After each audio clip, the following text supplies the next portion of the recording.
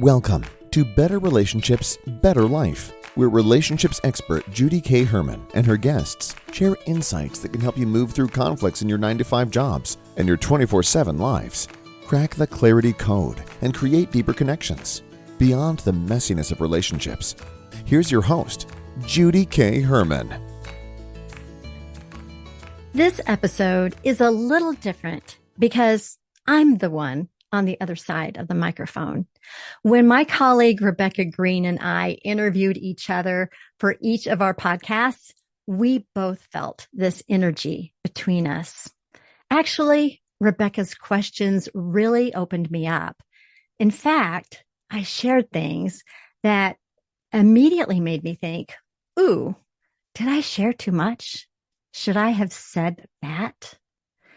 And with that, I want you to know the courage it takes for me to release this now, the timing is right. So please consider this episode a very personal gift to you. Fair warning, we talk through sensitive issues such as mental illness, post-abortion effects, and divorce and other difficult emotions. But we also talk about grace, love, and transformation. And with that, let me invite you into my personal story as we address beyond messy relationships, divine invitations to your authentic self. Judy, thank you so much for being here with me. I am so pleased to join you, Rebecca. This is amazing. You're doing a great work and I'm glad to be part of it. Oh my gosh, thank you so much. And so are you. And Seth and I had the honor of being guests on Judy's podcast, which we will talk about her podcast too. And I told my husband, I'm like, oh, I loved talking to Judy. I need to interview her. So here we are. Here we are. Y'all are great interviewees and interviewers. We're going back and forth. I love it so much. So I want to tell you about Judy because Judy is so fantastic and so experienced. She is, Judy, I don't know where to start here. There's lists and lists and lists.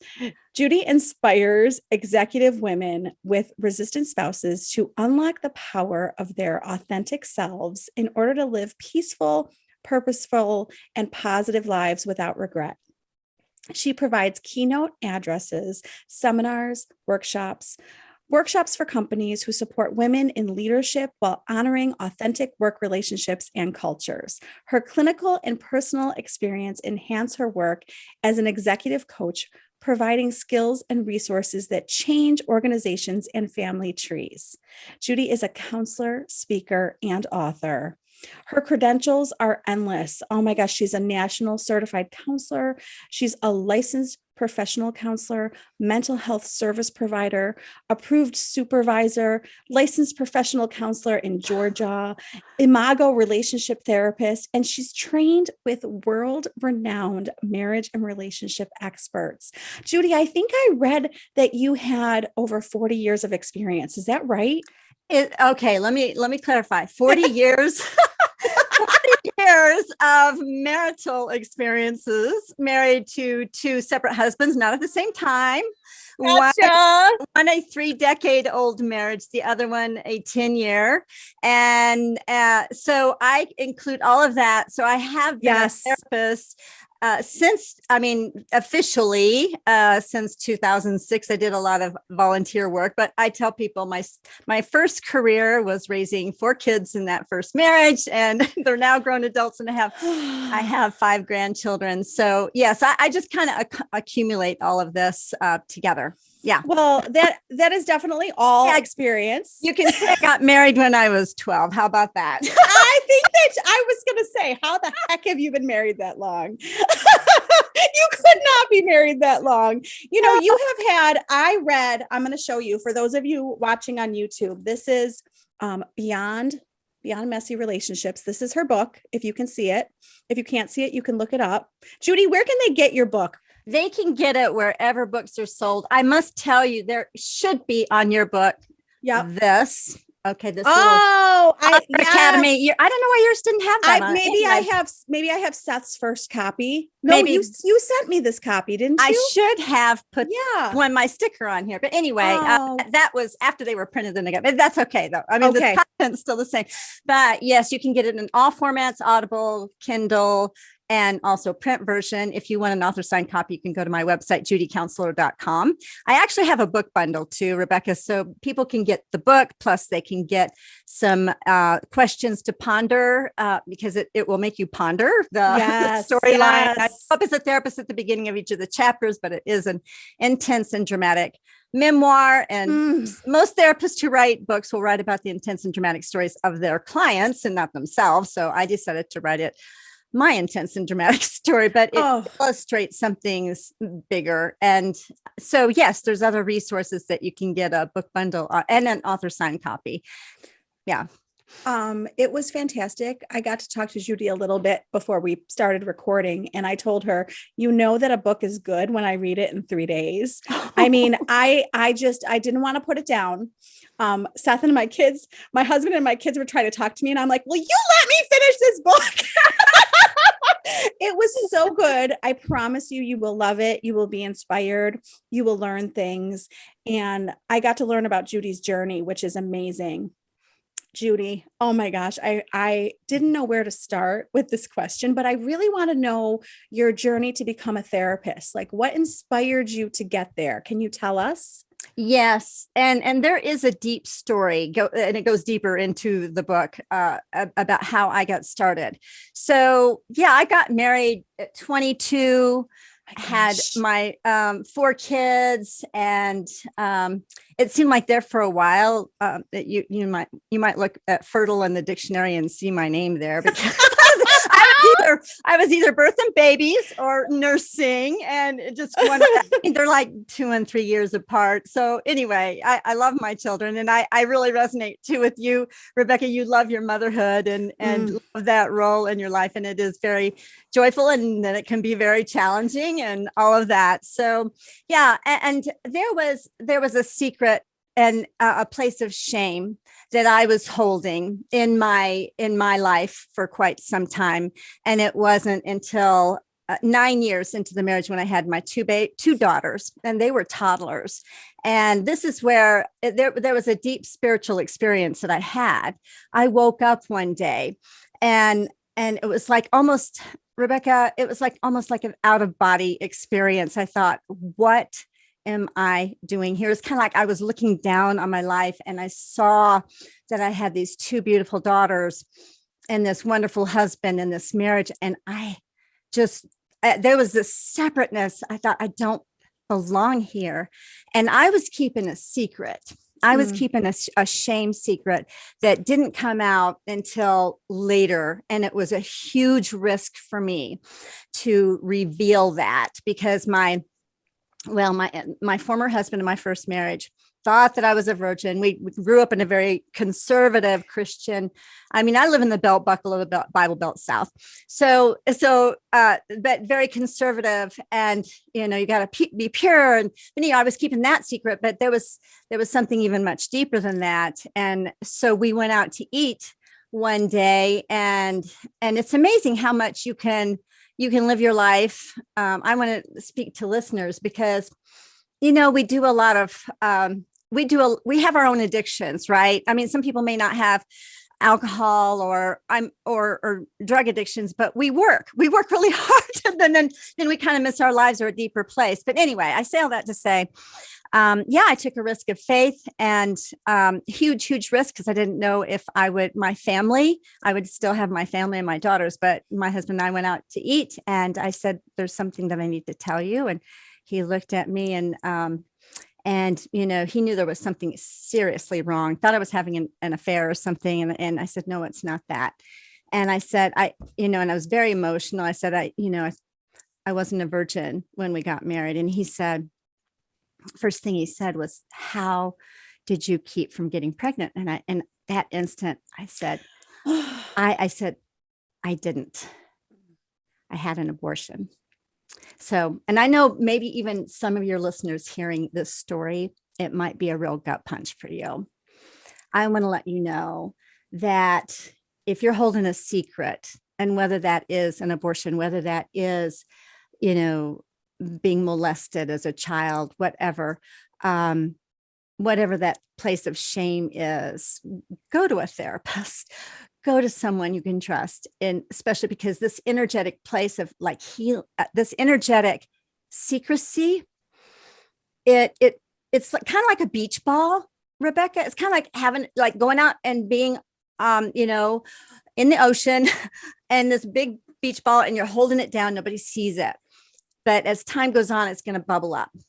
So whatever that is, let's get it out of the way. And so that was a real turning point for me, faith-wise, where I just felt the presence of Christ around me. And my husband there was just such grace and love and forgiveness. It was amazing. And so I say, going back to, I'm probably giving you more information that you. No, I love this. And I just want to say that in the book, it really showed me that when we release secrets, the difference in you after you got that out was just amazing. You could tell how much better you felt just getting it out. Yes. And that's the thing. It's like, it was a huge turning point for me. And so since that time, and there's more to the story, but I account that moment as being so transitional and transformational for me. So that's when I got involved in pro-life ministry. I got involved in, I went through my own post-abortion healing, actually had a memorial service for the child that I lost. And I know people are of different faiths and different, but this is my journey, and sure, everybody's healing is different. I really want to honor that, because sometimes when you hear somebody's story, you think, oh, I need to do this or that or whatever, or think of it this way or that way. But anyway, I say that I got involved in not just on a volunteer level, like leading post-abortion Bible studies and having, and then seeing not just what God had done in my life, but seeing it in others. And so that's when, after a few years of that, and then doing some public speaking on Sanctity of Life Sunday, but that's when I realized, this abortion healing doesn't come in this neat little package wrapped up in a bow. There's all kinds of deeper issues, such as, other things I won't even name, because I don't know who might be listening, and little kids might be listening or whatever. But what I'm saying is that that was at a time when I thought, I need more training. And then that was the catalyst for me to get my degrees and jump through the hoops I did to become licensed and so on and so forth. And so that's why I'm here. That's why I'm a therapist today. And I have had, I think, this journey throughout at different stages of my life, a journey of risk taking, like awakening, awareness, and then being intentional, and then taking like risks. And that's the acronym that I use in my book, as you already know. Take a deep breath in of fresh air, because air is everything that we need to live, right? And you fill up your lungs with air, it really slows down the nervous system. But if you can get used to the A, that's awareness, and the I, intentionality, and the R, which sometimes we equate as a negative thing, to take a risk. No, we're taking a risk of growth based upon the awareness and the intentionality. I love that so much. I'm going to remember air forever now. You taught me that, and I love it so much. And I want to give your husband kudos.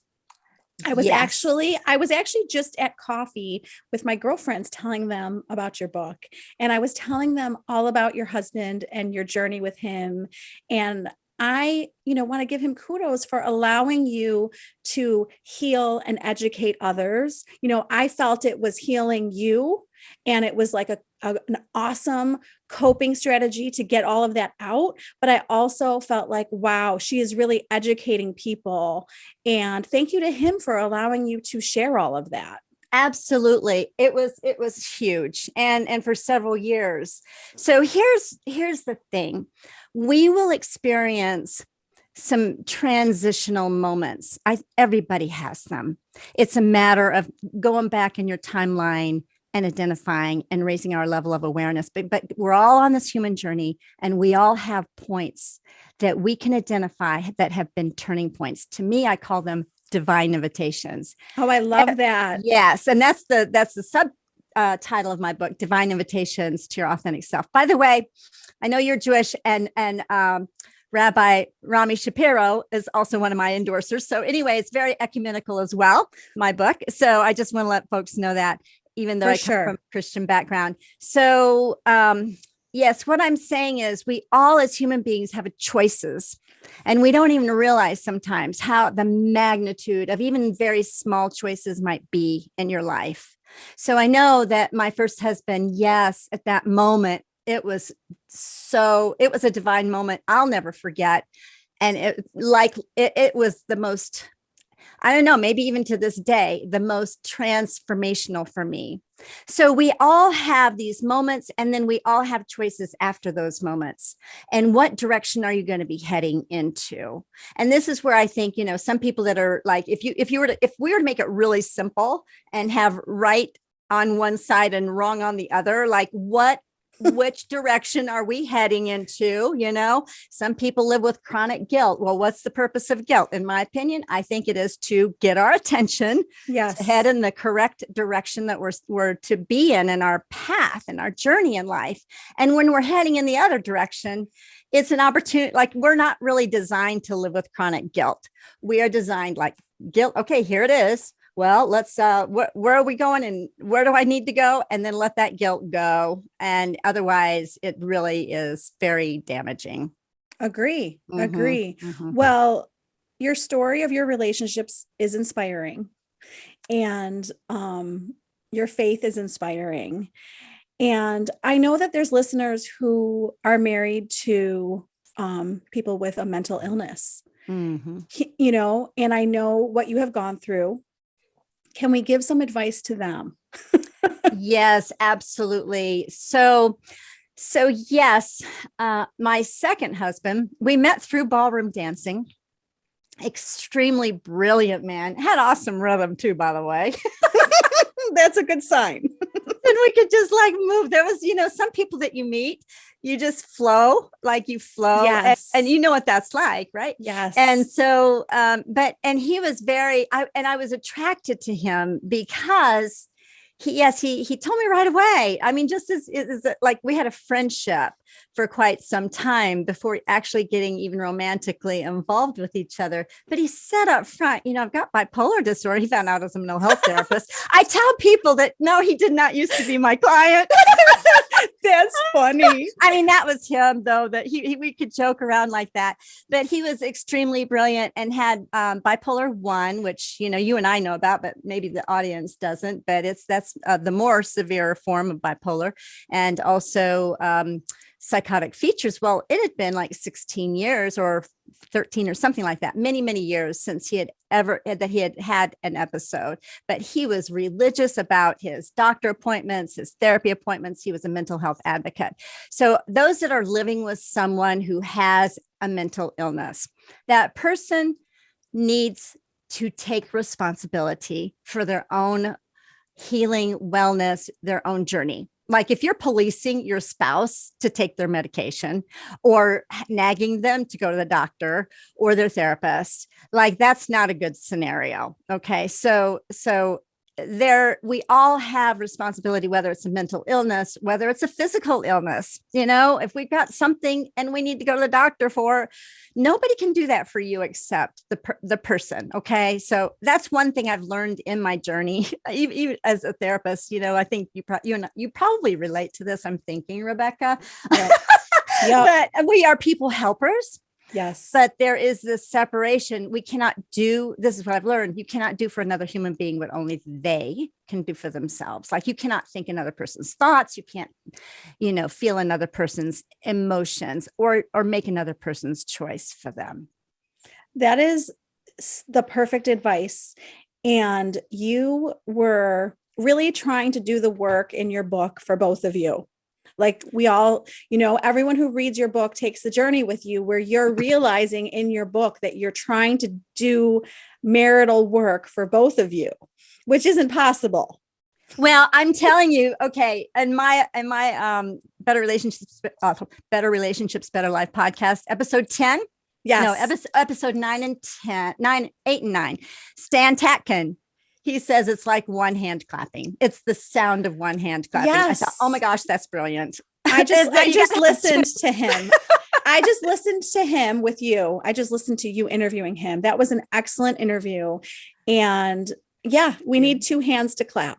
Exactly. And you and Seth are using your two hands, aren't you, to clap in your marriage? Yes, you need, right? Yes. I went to a, you probably don't believe in psychics. I don't want to offend you. No, that's okay. I went to that's okay. I went to a psychic. I'm open these days. I'm telling you, I've gone from a very conservative Christian, maybe black and white thinking to I have definitely evolved. I'm telling you, I'm not the same person that I grew up because oh my gosh. Yeah. Okay. There you go. So I went to a psychic many, many years ago when I was in a different relationship. And she told me, I will never forget this line. She said, you are going to scrub out the scum in your bathtub. And once the scum is scrubbed out, you are going to meet your partner for life. And he is a real partner. Oh, wow. And I left her and I was like, she's right. Like, she's right. Like, I'm dating scum. I'm sorry. Mm-hmm. That's so offensive. I shouldn't say that, but I was like, that was a good way to explain it to me. Mm-hmm. And that's exactly what I did. And Seth came along and he is my partner. You know, I feel like I have someone who I'm in love with to do life with. And that's the goal, right? Yes. Yes, that is the goal. And here's the thing. It might've been a shadow part too, because we do marry. We either pick, project, or provoke. We will pick someone who has similar positives and negative characteristics of our caregivers, or we will provoke some of the things that happen in childhood, in our adult relationships, or let's see, pick, project, or provoke. What did I miss? Pick, project, provoke. Yeah, project. You will project onto this. And this is where chemistry comes, Rebecca. So, and this is why it's so important to be aware and to grow, because I know Seth is not like those other guys that you dated, but at the same time, there's likely some growth that Seth has done and you had done in order to get to the place of that, so, we can say thank you to those people that we were in relationship with. And that's how I see my ex. Or I'm not going to even say ex. I don't like referring to anybody's ex. I don't want to be an ex myself. I know. I know. I refer to as former husband, or because I needed both of these men in my life to bring me to my level of awareness and what my purpose, getting crystal clear on what your purpose is. That's a lifelong journey. Anyway. I could go off on a soap. No, they were gifts. And I want to tell everyone they were gifts. We're given these gifts. And even if they're not great relationships, it brings us, I'm so thankful. I'm so thankful for where it brought me to be able to meet Seth, appreciate Seth, be a different person for Seth. I mean, it's all gifts for sure. It is. He had to go through his journey. You went through yours. You came together, and then this agreement really to grow and grow up together. Yes. That's what I loved about Dr. Stan Tatkin's interview. It was a great interview. Mm-hmm. Yes. They need to go find your podcast. We're going to make sure they do that too. Let's talk about your relationships and how, so you had your first marriage. And now you're with your second husband and you're a fabulous therapist. Can we talk about how your relationships impact your therapy? Well, I'm going to be because I so believe in being vibrantly authentic. Okay. So I'm going to be vibrantly authentic and very gut level authentic. So the epilogue of my book is, yes, my husband was at a place of recovering.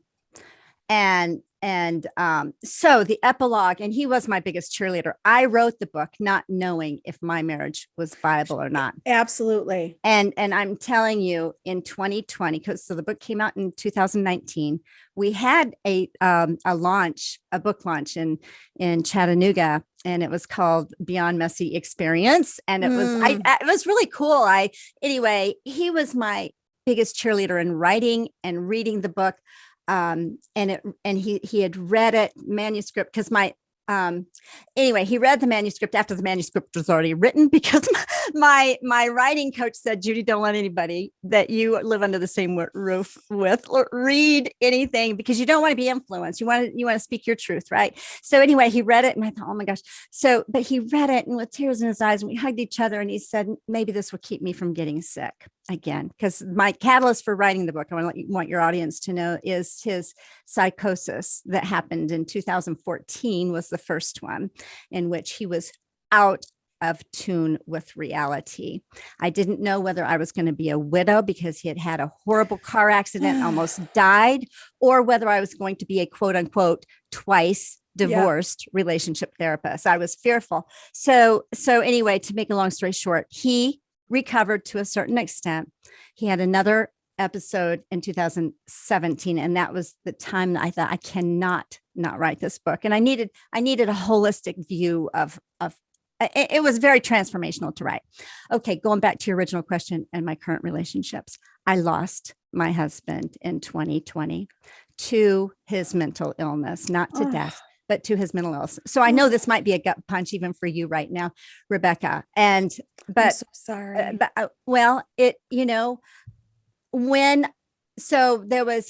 He learned to hide it well. I thought he was recovering. His brother passed away like in February. There was all this outward stressors, COVID, his brother passing away suddenly. And he said on Mother's Day, actually, he said, Judy, I need to sit down with you. And I said, I need to go to the hospital. And so he went to the hospital. It was much worse. And anyway, I'm not going to go into a whole lot of detail, but I'm saying the epilogue right now is different than the epilogue now in the book. Okay. So Understood. Right now, and I know probably most of your audience is women or moms, so I'm going to just say this out loud. Yes. I'm an uncoupled woman, and this has been a journey for me to get myself adjusted after, like I said, after 40 years of marriage. I've never known what it's like to not have a partner as an adult woman. Ever. Right. Yeah. So that's where I'm at. And I know this is probably this is news to you because you didn't know this. You read the book and thought maybe I was still married, but that's not the case. Well, and I was going to ask you how he was doing. That was on my list. Okay. I was hopeful. Yeah. I was hopeful. Joe is a very lovable man. And when he is well, oh my goodness, he's a wonderful man. I think he is on the road to recovery at this point, but I have purposely, just for my own mental health and well-being. And this is where maybe I need to speak also to those who are living with someone who has a severe mental illness. And if it's not your child, and if it's your spouse, there needs to be some boundaries here. And I'm so for marriage until death do you part and growing together. I am so not for toxic marriages.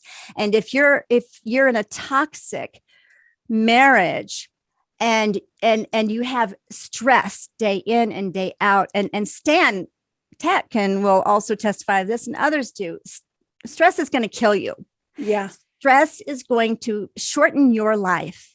And so I'm saying, if you are in a situation and you're trying to do this alone, number one, don't do it alone. Get yourself a therapist, get yourself a support group. Let people know that you are going through difficulty. Okay. Don't do it alone. Actually, I talk about that in the book. John, you and I are familiar with John Gottman's Four Horsemen. Well, I think there's a fifth horseman, and that is isolation. Yes. Isolation is one of the worst things that you can do in your marriage. And that's why I love you and how you and Seth, you're out there.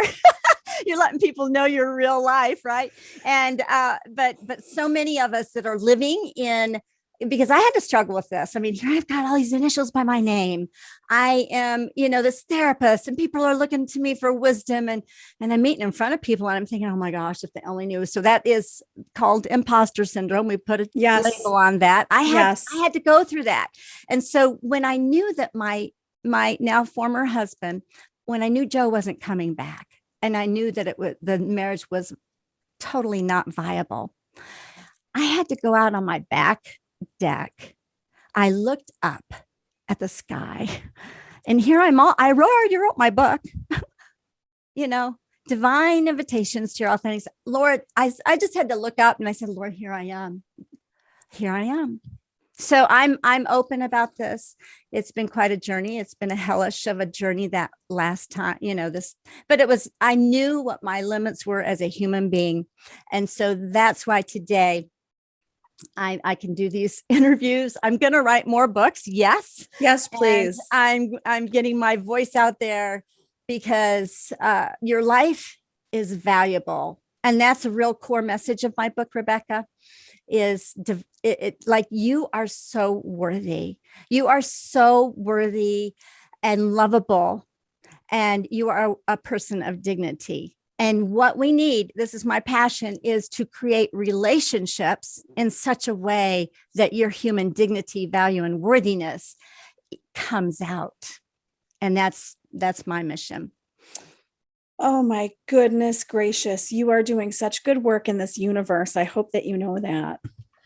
Well, you know what? It's like I said, here I am. I'm just like, this is a story. Like, what am I going to do with it? This is my life. What am I going to do with it? And it's not me. It's something much bigger. And I think that your experiences have made you a better therapist.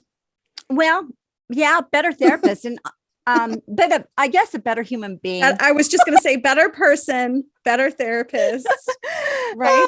Hey, Rebecca, I know that years ago I'd gotten spiritual direction, and my spiritual director, and I went up, it's in the book. How I went up to Canada with Dr. David G. Benner, and he said, Judy, you really are a mother at the core of your being, aren't you? I said, yes. So here's the thing. And maybe some of your audience is ready to hear this, and maybe not. I get it if you're not.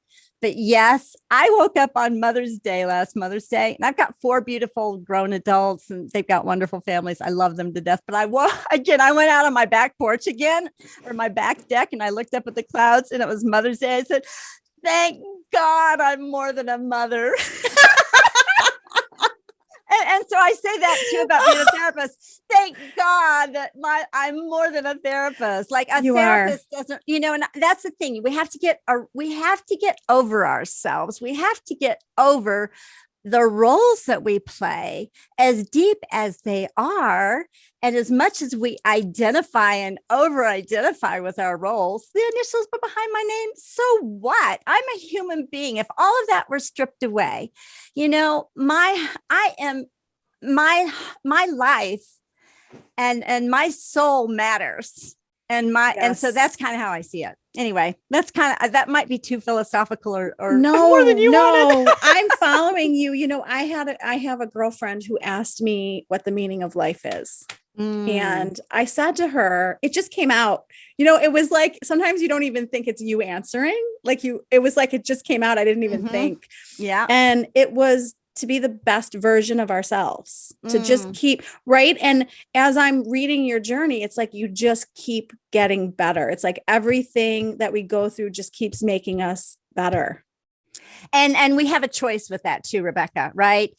Things come at us in life, and they are our teachers. I've recently read, I love following Oprah, by the way. So she said that Gary Zukav is a person that has really made an impact on her. And so I thought, well, I haven't read that. I hadn't read his book. So I read Seed of the Soul. And I don't know if you've read that or not, but anyway, making you think beyond, the theology boxes or culture or roles. And, I believe, he calls it Earth School. Gary Zukav calls it Earth School. Like, we have these things that happen, and he's all about awareness. So that's why I'm drawn to his writing as well. Because that's why I think that that was the writing. There was something transcendent in my writing, Rebecca. It wasn't just me writing my story. There was like transformation and things coming to me. It's kind of like what you said to your friend, you don't know where that came from, but that there's these divine invitations. Yes. So yes. So it's awareness and intentionality, but he calls it the earth school. So in other words, we have a choice with whether we're going to raise our awareness and be intentional and take risks of growth and take that deep breath and live our fullness of our humanity, or we can choose not to. It's kind of like riding a bicycle. You're either you're going to move one way or the other. You're going to fall down, or you can be bitter. That's choices we have. But our lives are so much bigger than our past. They're so much bigger than the people we've been in relationship with in the past. They're bigger than our roles in life. And that's a message I want to get out to the world as well. I can't wait to see what's next. I can't either. I don't know what it is yet. It's very exciting. New chapters in our life. I feel like we get these new chapters. Yeah, absolutely. Yes. Yeah. I wanted, there's some people that will read my book and say, Judy, why didn't you get out of it much sooner? But I had some lessons to learn here, and people might criticize, but how could you, I don't know. You put yourself out there and you are open to criticism, whatever. Absolutely. Not everybody's going to love you. And that's not the point. But you need to speak your truth and the journey that you've been on and grow through it. And you will attract people that resonate with that for sure. Mm-hmm. I loved it. It was very impactful to me. I was trying to think what to tell you my biggest takeaway was. And I was like, okay, so if Judy was asking you, I think I was so touched by your faith and your dancing. There were so many messages. I don't want to take it down to one message, but I don't want anyone to minimize their stuff, their coping skills, the stuff that they love, the stuff that they're passionate about. I could feel your passion for dancing and how that helped you through, and your faith. So much goodness in that book. Well, one of my messages that I want people also to take away from that is, and I don't even know, maybe I didn't write this one in this book. Maybe it's in my next book. Yes. But the message that I want to get is that your pain is never in vain, and God uses that pain. And also the stuff that you're dealing with, because I had some chapters on really knowing your own history, because that's why, I don't know, chapter 2 or 3 or whatever, these early experiences that I've had that everybody has. And then that gets seeped into your subconscious, unconscious. And so when we have issues in our marriages and conflicts that come up, likely they are the result of unfinished business from the past. Like 90 some odd % of it is. And so if we can separate, okay, what's been passed down for me, and it's not just past relationships in your adult life or early adult life. It's not just your family of origin, but it goes back like generations, hundreds of years, probably a whole lot more than that. But neuroscience has affirmed we have this thing called neurogenesis. So whatever great grandmother dealt with, let's say there was a famine in the land, and so you as the great granddaughter or grandson, and you might have either an eating disorder as a result of whatever the tension was going on then. So who knows? In other words, give grace for yourself. Let's get out of the shame and the guilt. It's normal to have shame. And Brene Brown has been wonderful at educating us about this and how to become shame resilient. But there's 3 things that keep shame intact. And that is secrecy, silence, and judgment. Mm-hmm. So that's why therapy is so good. And you can get your story out and have grace for yourself. Have a narrative that is more accurately truthful, that defines you as worthy and a person of dignity, value, and love. Yes. Well, and what I tell women, the pattern that I see is that we give so much grace to other people. Mm-hmm. Right? Yeah. What would your good girlfriend tell you? Right? I'm like, why do they deserve it? But I don't. Why do we do that to ourselves? It's not right. We deserve the grace just as much as your best friend does.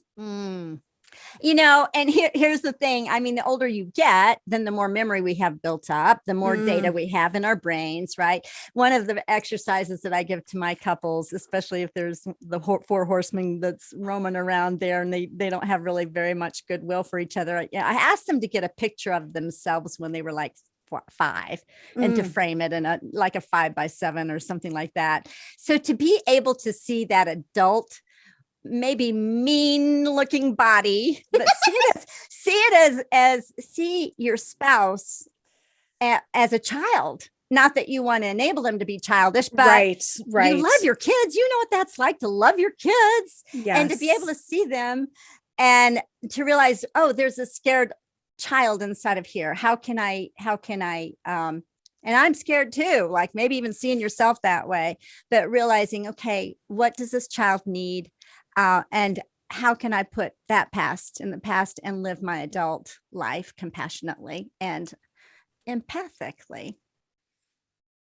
That's an awesome intervention because, we have seen people not so nice to each other, haven't we? We have, and we've shown up. I know I have. I mean, I would love to just tell you, Rebecca, that, my first marriage was toxic and it wasn't all that in the 3 decades, but I wasn't aware of how I co-created that, like what I wasn't aware of in myself and how I inadvertently invited the stuff that I was getting. So, it's a journey of growth and awareness. Well, and as much as there were negative patterns, I felt the love, I felt the love between you and your first husband. He, I wanted him to be more emotionally available for you, yes. but I could tell that he loved you, it was definitely obvious. I want to say something too, and this isn't in the book I wrote, but it's probably going to be in a future one. But the divorce word, it holds so much meaning and power and conflict. The D word doesn't it? And so but a friend of mine, another therapist friend, she talks about a marriage being a natural completion. So if I like to look at that first marriage and even the second one, as I've had 2 remarkable, successful marriages. And that first one, I've got 5 beautiful grandchildren. That wouldn't have happened. And these 4 grown adults that I'm so proud of. And then the second one, really, I birthed a baby in that second marriage, and that was my book. It was like birthing a baby. So, that wouldn't have happened either. So I have so much gratitude in my heart for the 2 men that have been my husbands and have made an impact in my life. And so if we can, again, go back to the narrative, and if you have just a narrative, oh, failed marriage, fail this, fail that, that's going to set you up to do that. But you want to change that narrative, and it's true. It's equally true. Those were both successful, remarkable. Actually, to me, I think even on this end, it was remarkable that Joe and I were able to be married for 10 years with the level of illness that he had, and have the partnership that we had. That's a miracle. That is a total miracle. And I look at it with gratitude in my heart. That's amazing. I met Judy before I read her book, so I didn't know any of her story. And I told her all I got from her was like this peace and this love and this openness. And I wouldn't have guessed any of the stuff that you've been through. Which to me is like, holy cow, how did she do that? And you can tell them your answer to me when I ask that. Yes. Yeah, it's not like I'm trying to do anything here. And I'm telling you, I'm kind of going into new territory, Rebecca, to be very, I want to be very transparent here, because when I did write the book and I was thinking, okay, I write this book and then now it's published, but I didn't really connect the dots. Oh my clients are going to read it. Oh my gosh, if they read this book, they're going to think, and why are we seeing her as our therapist? But recently, okay, I'm working with a new couple, and I'm actually offering, and I do work with entrepreneurial couples in transition. So if any of your listeners, I've kind of migrated just, from working with women with resistant husbands. It's basically couples, but honestly, you can migrate into working with couples anyway. But a couple that I'm working with, part of the package that they get before going on the retreat that I provide for them is that they get the book and they've read it, and they said that's never happened to them with a therapist. Never before ever in their past therapy did they know the therapist. And so this is this is new territory for me to see how the book impacts the therapeutic relationship. And but they were so filled with gratitude. They said, oh, it was a relief to them. And so that's been a beautiful thing. And I wasn't anticipating that. That's awesome. I just had more love and inspiration from you after reading it. I just had all good feelings after reading it. It was not like anything like you're thinking of any imposter type syndromes. It was, wow, she is inspiring.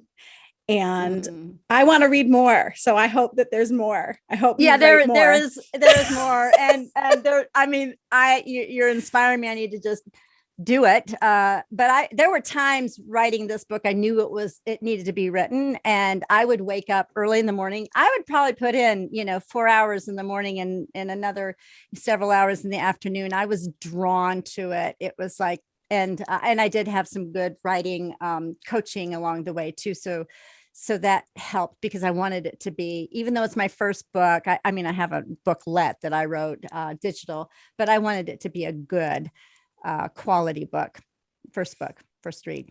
Well, it is success. It was a success. Can you tell everyone you have free resources? You have a podcast. Tell everyone about all your stuff.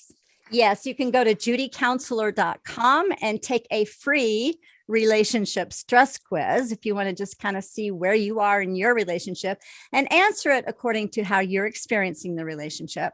And then that'll kind of give you some grounding and clarity on where you need to go next.